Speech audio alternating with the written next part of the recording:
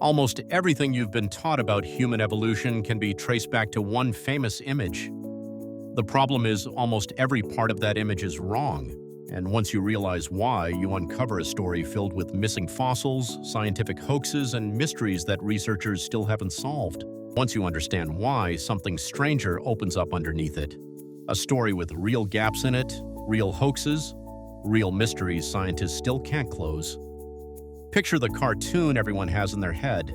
A monkey hunched over, slowly straightening up panel by panel until it's a man in a suit. That image has been burned into pop culture for over a century. It's almost entirely fiction. Humans did not evolve from monkeys. We didn't evolve from chimpanzees either.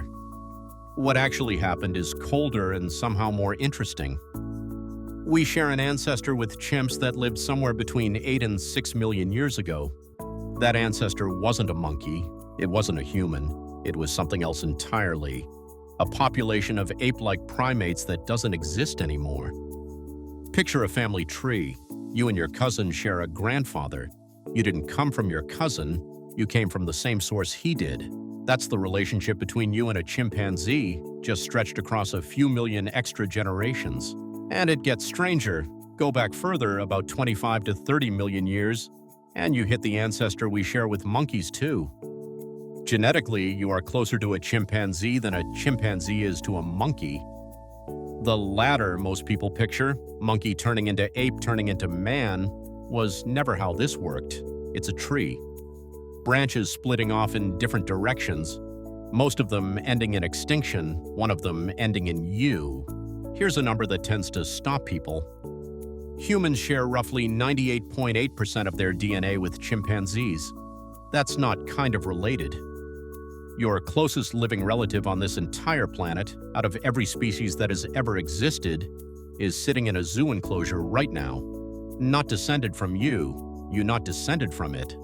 Just both of you, still here, still walking different branches of the same tree. In 1974 in Ethiopia, a team led by Donald Johansen found something that changed the whole picture, a 3.2 million-year-old skeleton nicknamed Lucy. She walked upright.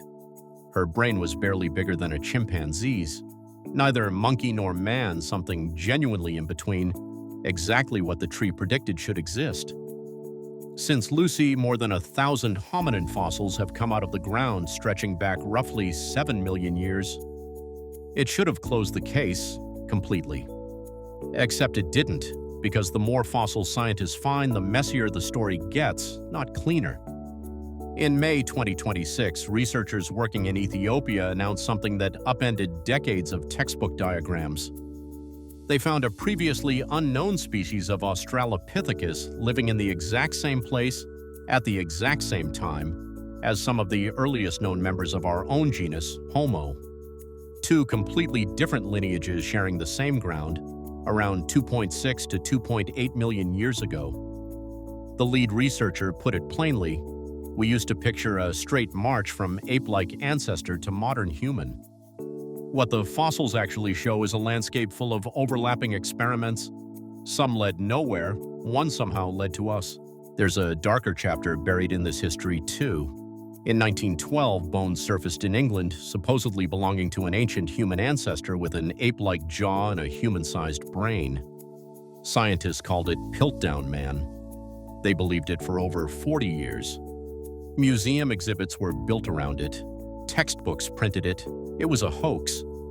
A human skull paired with a filed-down orangutan jaw, stained to look ancient.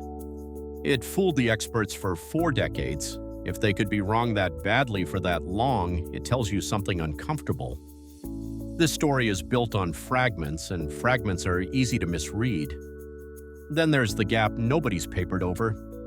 Between roughly 7 and 4 million years ago, right around the split with chimpanzees, the fossil record goes almost silent. A handful of scattered, broken bones. Not enough to map what actually happened in the years that mattered most. It was exactly that silence that pushed one credentialed scientist toward a theory most of his peers wouldn't touch. In 1960, a British marine biologist named Alistair Hardy proposed something documentaries still quote today. He suggested that somewhere in that fossil gap, An early branch of our ancestors didn't just walk onto the savanna. They spent a stretch of their evolution wading and foraging along coastlines and rivers. His evidence pointed at real strange features. Humans are nearly hairless, unlike most land mammals our size. We carry a layer of fat under the skin that beached marine mammals also carry, and chimpanzees don't. We can consciously hold and control our breathing, something diving animals do as a matter of survival. The writer Elaine Morgan picked the idea up in the 1970s and ran with it for decades. Sir David Attenborough revisited it on the BBC as recently as 2016. A real puzzle championed by real scientists sitting in our family tree's biggest blank spot. So is it true? Almost certainly not. Anthropologists have picked the aquatic ape idea apart for over 60 years, and it keeps failing the same tests. No fossil evidence of it, no genetic signature of a semi-aquatic phase anywhere in our DNA, and every trait it claims to explain has a simpler land-based explanation that fits the rest of the evidence better. Hair loss lines up with sweating and cooling on the open savanna, not swimming. Fat under the skin shows up in land mammals that have never touched water.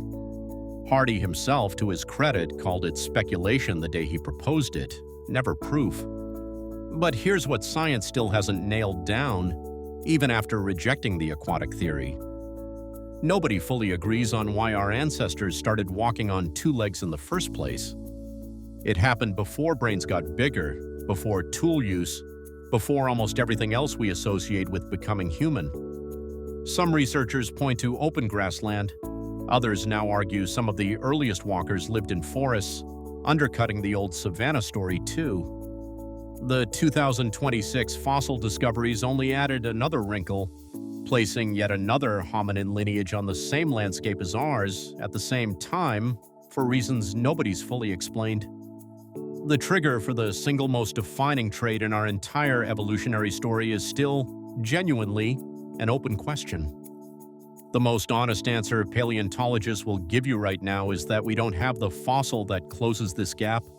We may never find it. Out of every creature that ever lived along our branch of the tree, the actual direct ancestors are almost certainly outnumbered in the fossil record by close cousins who left no descendants at all. Finding the right one is closer to picking a single name out of a phone book than finding a missing puzzle piece. So we didn't come from monkeys. That part, science has settled completely.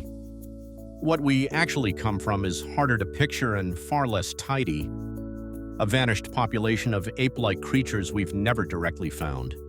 On a branch that splits and tangles more every time someone digs in the right patch of African soil, through a transition, upright walking on two legs, that nobody can fully explain yet.